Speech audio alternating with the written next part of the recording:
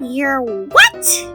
The main six let their jaws drop on the floor in unison as Celestia sat atop her throne. The older, yet still regal mayor allowed herself a chuckle at the shocked reactions of her close friends.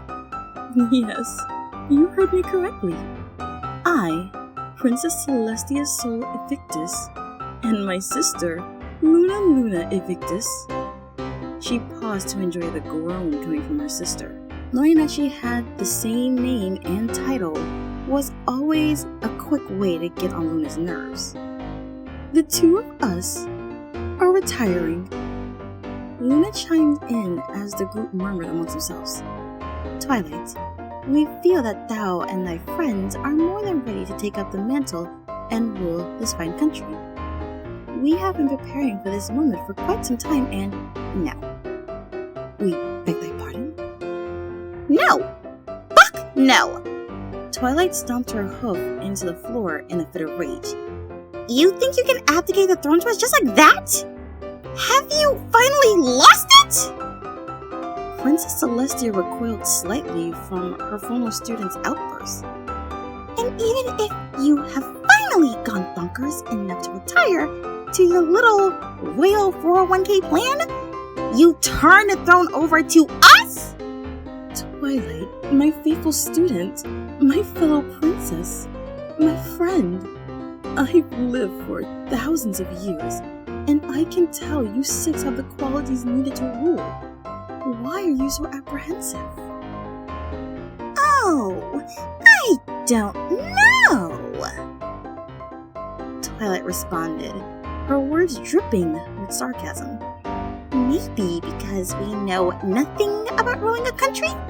Seriously, look at us! We're civilians, and 5 of us are still mortal. We have lives and families. And even if we didn't, do you have any clue what we'd probably do if we were in charge? Any at all? Twilight raised her wing and motioned for one of her friends to step forward. Rainbow Dash took the lead. Look at Rainbow. Half of her popularity is the fact that she is a walking 20% cooler meme. Hey!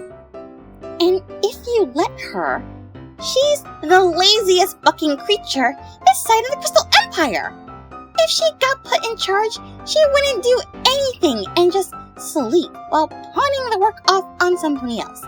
And if she did decide to get off her lazy flank and actually do more than the bare minimum for something other than a wonderful show, I know for a fact she invariably bucks up on any piece of paperwork you put in front of her.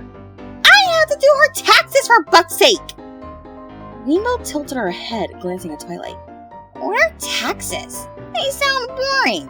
Like, so boring. I feel like I'm gonna... sleep.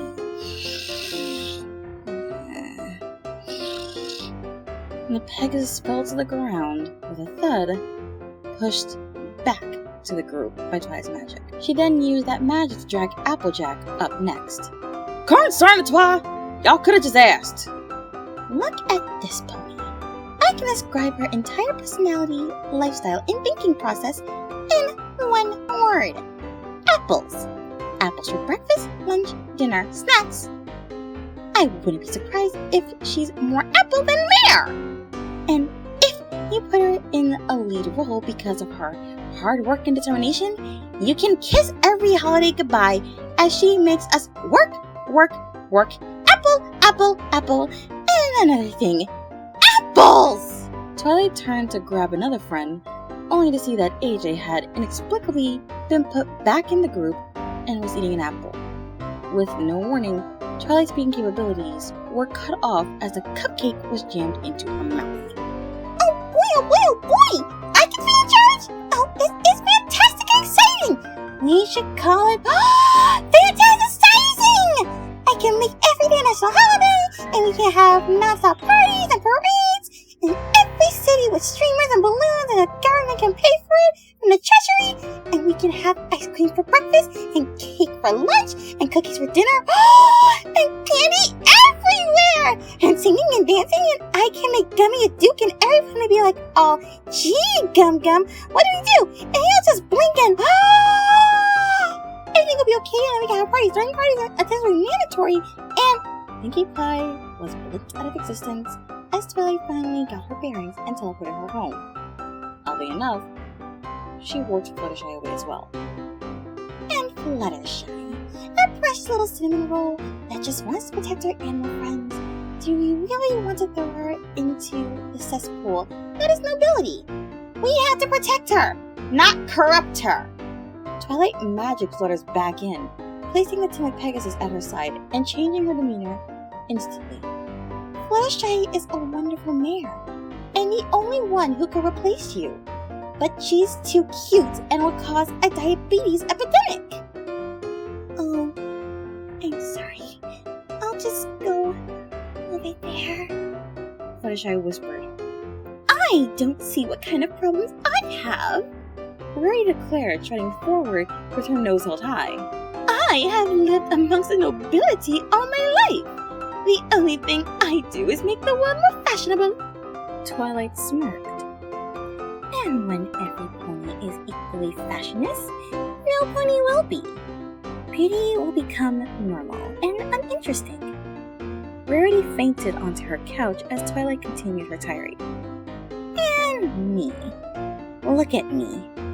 I run a castle, a library, a school, go on adventures every other week. My schedule is full to the point I have to use the mirror pool to be in 2 places at once, and I'm only 1 monster attack away from a bucking mental breakdown. And speaking of monsters, are there any more you conveniently haven't told us about yet? After Cozy Glow, it's a leaf with googly eyes going to take over the world? I've had it with your doing this shtick. Twilight lifted the princess's crowns off of their heads and applied a heavy dose of Arca's super duper clingier than my stalker glue before slamming the royal finery back down onto their heads. Sit your flanks right the buck down and get back to running the country now! Luna especially, given her millennium-long vacation. We're going back home to prepare for your next mess. A flash of light and the group was gone. Well, that could have gone better, Celestia lamented. We think we may have sprung this a bit too quickly on them, sister. Luna concurred, trying to remove her crown. It wouldn't budge. Suddenly, the doors to the throne room burst open, and a single figure walked in. And we can make the trains run on party cannons so I can get back and explain more things I'll do if I'm in charge faster. And the guards can all be dressed as clowns, except when ponies are afraid of clowns, and I can teach every pony about the 4th wall, and then the author can end the story because writing me for too long is tiring, and... Support me on Patreon and Ko-fi. Links in the description. Thanks for listening, and be sure to subscribe. Good night, every pony.